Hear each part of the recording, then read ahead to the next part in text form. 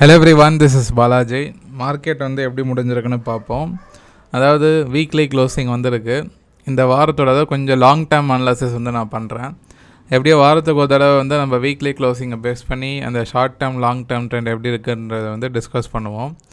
நான் ரெக்கார்ட் பண்ணுற டைமில் வந்து கோல்டு சில்வர்லாம் வந்து ஒரு 2-3% மேலே விழ ஆரம்பிச்சிருக்கு. அது முக்கியமான டேர்னிங் பாயிண்ட்டு. இந்த காரணமாக தான் என்னவோ தெரில, கோல்டு யாரும் வாங்காதீங்க அப்படின்னு சொன்னார். என்னன்னு தெரில, பார்ப்போம். ஆக்சுவலாக ஈரான் அந்த வார் தொடர்ந்து வந்து அந்த நியூஸஸ்லாம் வந்து பார்த்திங்கன்னா, Iran continues strike force displacement as Lebanon ceasefire in doubt அப்படின்ற மாதிரி நிறைய நியூஸ் வந்து அந்த வார் ஸ்டில் கண்டினியூ ஆகிட்டுருக்கு. நிறைய திருப்பி வந்து வார்னிங் கொடுத்துருக்காங்க. இதே தான் போயிட்டுருக்கு. ஸோ எந்த ஒரு முடிவும் இல்லை. ஒரு சைடு எஃப்ஐஎஸ் லிங்க் கண்டினியூஸாக, இன்னொரு சைடு நிஃப்டி இன்றைக்கி எப்படி முடிஞ்சிருக்குன்னா அதே ரேஞ்சு போகும் தான். நான் நேற்றே தம்ப்நெயில்ல சொல்லியிருப்பேன். 23,100லேருந்து 23,500க்குள்ளே தான் நிஃப்டி வந்து சுற்றிட்டுருக்குன்னு.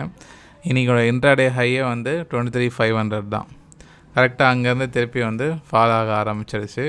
லாஸ்ட் 4 டேஸாக மார்க்கெட் வந்து அந்த ரேஞ்சுக்குள்ளே தான் சுற்றிட்டுருக்கு. பார்த்தா தெரியும். இது இன்ட்ராடேயில் பார்த்தீங்கன்னா ஒரு சைட் வேஸ் மாதிரி நீங்கள் வந்து பார்க்கலாம். இந்த ஏரியா கம்ப்ளீட்டாக வந்து ஒரு சைட் வேஸ் மூவில் வந்து மார்க்கெட் வந்து இருந்துகிட்ருக்கு. ஸோ இது வந்து சைட்வேஸ் வித் செல்லிங் ப்ரெஷர் மாதிரி தான் வந்துட்டுருக்கு. ஒரு பெரிய ஒரு பிக் மூவ் வந்து வரலை. லார்ஜ் கேப் எல்லாமே செல்லிங் ப்ரெஷரில் தான் இருக்குது. ஒரு கேப் அப் ஆனாலும் அது ரீட்டைன் ஆக மாட்டேங்குது. திருப்பி அந்த ரேஞ்சுக்குள்ளே வந்துடுது. வீக்லி சார்ட் உங்களுக்கு காட்டுறேன். அதாவது இந்த வாரம் வந்து பார்த்திங்கன்னா போன வாரத்தோட ஓப்பன் ஆகும்போது கேப் அப்பில் தான் ஓப்பன் ஆச்சு. ஆனால் வந்து இறங்கி முடிஞ்சிருக்கு. ஸோ சின்ன லெவலில் பெரிய இம்பேக்ட் இல்லை. ஸோ 23,550 போன வாரத்தோட க்ளோசிங். இந்த வாரத்தோட க்ளோசிங்கு 23,370. ஸோ ஜஸ்ட்டு வந்து ஒரு 200 பாயிண்ட்ஸ், ஒரு 1% வந்து மைனஸில் வந்து நெகட்டிவில் முடிஞ்சிருக்கு. ஸோ போன வாரத்தோடு பார்க்கும்போது இந்த வாரமும் வந்து ஒரு செல்லிங் ப்ரெஷர் கேண்டில் தான் வந்து வந்திருக்குன்னு சொல்லலாம்.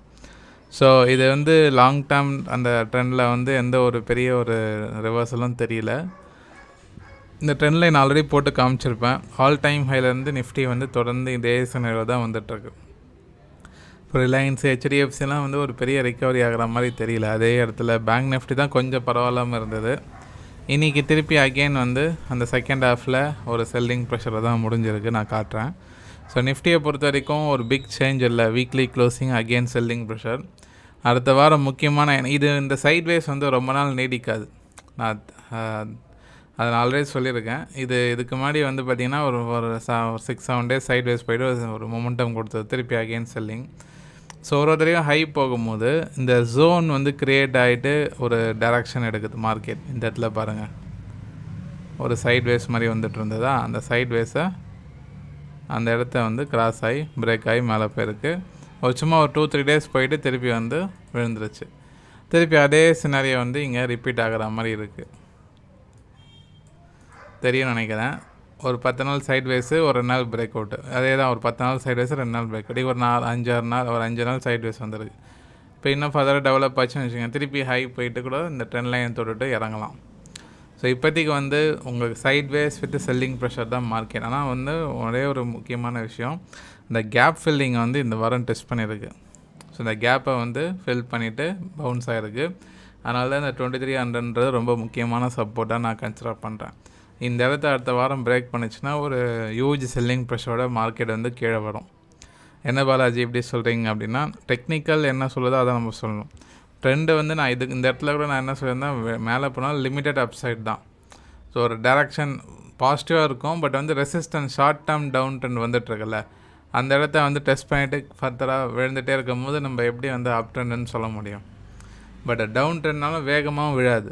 கொஞ்சமாக ப்ரீத் பண்ணி வர்றதுனால உங்களுக்கு வந்து ட்ரேடர்ஸ்க்கு நீங்கள் டெய்லி இன்டர்டேயில் எப்படி ஃபீல் பண்ணுவீங்கன்னா, மார்க்கெட் வந்து ஒரு நாள் ஏறும், ஒரு நாள் இறங்கும், ஒரு நாள் அப் சைடில் போகிற மாதிரி இருக்கும், ஒரு நாள் டவுன் சைடு. ஆனால் வந்து ஓவராலாக பார்க்கும்போது ட்ரெண்டுன்னு பார்க்கும்போது டவுன் ட்ரெண்ட் பாய்ஸில் தான் இருந்துகிட்ருக்கு. Okay, right. So anyway, so பார்ப்போம். இந்த இயராவது மார்க்கெட் வந்து ஒரு நல்ல ரேலி ஆகும்னு எதிர்பார்த்தோம். 2026 ஆரம்பித்து கிட்டத்தட்ட வந்து ஜூன் மாதத்துக்கு வந்துட்டோம். இந்த 6 மாதத்தில் நிஃப்டி ஏதாவது ரிட்டர்ன்ஸ் கொடுத்துக்கான்னு நீங்கள் பார்த்தீங்கன்னா ஒரு ரிட்டர்ன்ஸும் கிடையாது. இந்த 2026 ஸ்டார்டிங் வந்து ஜனவரி தான் அது ஆல் டைம் ஹை வந்ததுலேருந்து பார்த்திங்கன்னா இது வரைக்குமே வந்து இன்ட்ராடே இன்வெஸ்டாருக்கு வந்து ஒரு நெகட்டிவ் ரிட்டர்ன்ஸ் தான் ப்ரொடியூஸ் பண்ணிருக்கு. 11% வந்து லாஸ்ட் 6 மாதத்தில் நிஃப்டி டவுன் ஆகிருக்கு. இந்த டவுன்றது ஷார்ட் டேர்ம். இதே மாதிரி தான் இந்த போன வருஷமாக இருந்தது. இங்கே பாருங்கள் இந்த ஏரியாவில்.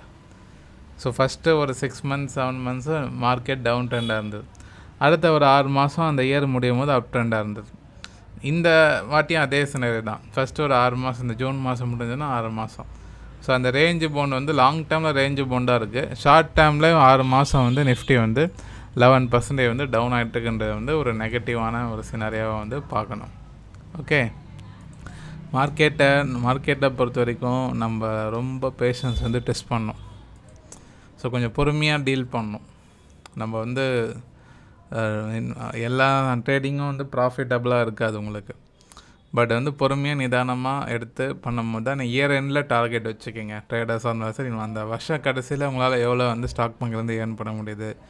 மார்க்கெட் நெகட்டிவாக இருக்குது, பட் நம்ம போர்ட்ஃபோலியோ நம்ம ட்ரேடராக இருக்கோம்னா எவ்வளோ ஏர்ன் பண்ண முடியுதுன்னு செக் பண்ணுங்கள். ஒரு 15-20% மேலே நீங்கள் வந்து எடுத்தாலே அது ஒரு பெரிய விஷயம். என்னை பொறுத்தவரைக்கும் மாதத்துக்கு ஒரு 2%. இதை வந்து ஏர்ன் பண்ணுறதுக்கு நம்ம என்ன படிக்கணுமோ அது படித்தா போதும் டெக்னிக்கலாக. இப்போ பாராஸ் டிஃபென்ஸ் நான் நேற்று சொல்லியிருந்தேன், எத்தனை பேர் ஃபாலோ பண்ணிங்கன்னு தெரில.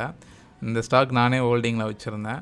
கிட்டத்தட்ட வந்து 8%, 10% ஹை போயிட்டு 8% வந்து க்ளோசிங் வந்துருக்கு. டிஃபென்ஸ் ஸ்டாக்ஸ் நேற்று பாராஸ் டிஃபென்ஸும் டேட்டா பேட்டர்ன்ஸும் வந்து சொல்லியிருந்தேன். டேட்டா பேட்டர்ன்ஸ் ஜஸ்ட்டு ஒரு 1%, ஒரு 0.5 முடிஞ்சிருக்கு. ஒன்றும் பிரேக் அவுட் ஆகலை. ஆனால் பாராஸ் டிஃபென்ஸ் வந்து நல்ல மூவ். அதில் அடுத்த வாரம் வந்து இந்த 1000 வந்து கிராஸ் பண்ணுதான்னு பாருங்கள். கிராஸ் ஆச்சுன்னா ஒரு பெரிய மூவ் வந்து இந்த ஸ்டாக்கில் எதிர்பார்க்கலாம். ஓகே, எப்படியோ பேங்க் நிஃப்டி, ஐடி அதெல்லாமே வந்து அடுத்த வீடியோவில் நான் சொல்கிறேன். இப்போ நான் ரெக்கார்ட் பண்ணுற டைமில் கோல்டு மார்க்கெட் வந்து ஒரு ஹெவி செல்லிங் ப்ரெஷரில் ஒரு 2% மேலே நெகட்டிவில் வந்து ட்ரேட் ஆகிட்டுருக்கு. ஸோ தங்கம் விலை அந்த ப்ரீவியஸ் அந்த சப்போர்ட் லைன் நான் போன வீடியோவில் சொல்லியிருப்பேன். இந்த அப் ட்ரெண்டை பிரேக் பண்ணி கீழே வந்துகிட்டே இருக்க மாதிரி இருக்குது சைடில். இந்த எக்ஸ்ட்ரீம் இந்த லோ தான் 153ல் சப்போர்ட் எடுக்கலைன்னா கோல்டு வந்து ஃபர்தராக ஃபால் ஆகும். ஏன்னா அந்த அப் ட்ரெண்ட் சினாரி அந்த ஒரு சீரியஸான செல்லிங் வந்ததில்ல, அதில் வந்து ரெக்கவரி ஆகிட்டு இப்போ அந்த இடத்துல சைட்வேஸ் வந்துட்டுருக்கு. எனக்கு தெரிஞ்சு வந்து இந்த கோல்டை பொறுத்த வரைக்கும் இதுக்கப்புறம் ஒரு பெரிய மூவ் இருக்காது கோல்டில், அன்டினல்லஸ் ஒரு ட்ரெண்ட் ஆகிற வரைக்கும். இப்போதைக்கு வந்து பார்க்கும்போது ஒரு சைட்வேஸ் மாதிரி தான் தெரியுது. விழுந்து அதே இடத்துல தான் சுற்றிட்டுருக்கு. ஸோ அதுதான் வந்து அடுத்த ஒரு வருஷத்துக்கும் அது இப்படி தான் இருக்கும்னு நினைக்கிறேன்.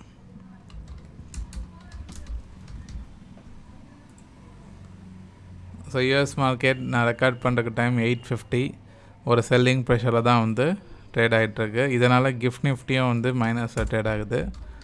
கிஃப்ட் நிஃப்டி காட்டுறேன். ஸோ பார்த்தீங்கன்னா யூஎஸ் மார்க்கெட் ஓப்பன் ஆகிறது வந்து கண்டினியூவாக கிஃப்ட் நிஃப்டி 23,480 450 ட்ரேட் ஆகிட்டு இருந்தது. இப்போ 300 ட்ரேட் ஆகுது. கிட்டத்தட்ட 100 பாயிண்ட்ஸ் 150 பாயிண்ட்ஸ் வந்து லாஸ்ட் ஒரு மணி நேரத்தில் இறங்கிருக்கு GIFT Nifty. That means selling pressure, அதாவது இன்ட்ராடே லோவெல்லாம் பிரேக் பண்ணி இறங்கிருக்கு.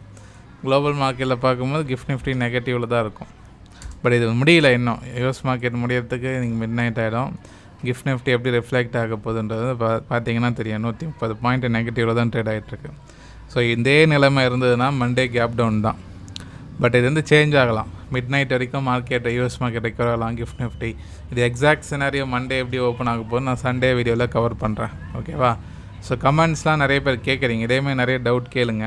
என்னால் முடிஞ்ச அளவுக்கு எனக்கு தெரிஞ்சது நான் வந்து உங்களுக்கு எக்ஸ்பிளைன் பண்ணுறேன். என்எஸ்சி ஆத்தரைஸ் பர்சனாக உங்களை கைட் பண்ணுறது என்னோடய வேலை. நம்ம வீடியோவில் டிஸ்கஸ் பண்ணுற எல்லா ஸ்டாக்ஸும் வந்து பார்த்திங்கன்னா ஒரு இன்ஃபர்மேஷன் தான், எதுவுமே வந்து கால்ஸ் அட்வைஸ் எதுவும் கிடையாது. சரியா? ரைட்.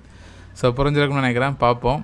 இன்னொரு விஷயம், ஜூன் மந்த்துக்கான ப்ரைஸ் ஆக்ஷன் கிளாஸஸ் ரிஜிஸ்ட்ரேஷன் போயிட்டுருக்கு. அடுத்த வாரத்துலேருந்து ஸ்டார்ட் ஆகுது. விருப்பப்படுறவங்க வந்து கற்றுக்குங்க. மார்க்கெட் நெகட்டிவ் சினரியிலே இருந்தாலும் சில ஸ்டாக்ஸ் பிரேக் அவுட் ஆகிட்டே இருக்கும். அது டெக்னிக்கலை வச்சு தான் கண்டுபிடிக்க முடியும். அதை பேஸ் பண்ணி நம்ம ட்ரேட் பண்ண முடியும். ஸோ அதுக்காக தான் ப்ரைஸ் ஆக்ஷன் வந்து கற்றுக்கிட்டு ட்ரேட் பண்ணுங்கன்னு சொல்கிறது. ஸோ விருப்பப்படுறவங்க வந்து செக் பண்ணி கீழே டிஸ்கிரிப்ஷன் லிங்க் இருக்கும். ஏதாவது கிளாஸஸ் ரிலேட்டடாக கொரிஸ் இருந்தால் வாட்ஸ்அப்பில் நான் காண்டாக்ட் பண்ணுங்கள். நிறைய பேர் பார்க்குறீங்க, லைக் பண்ணுங்கள். நிறைய பேர் இந்த வீடியோ ஷேர் பண்ணுங்கள். டிஎன்ஏ டெலிகிராம் குரூப் இருக்குது, டிஸ்கிரிப்ஷன் லிங்க் இருக்குது, செக் பண்ணி ஜாயின் பண்ணிக்கிங்க. மிக்க நன்றி நண்பர்களே.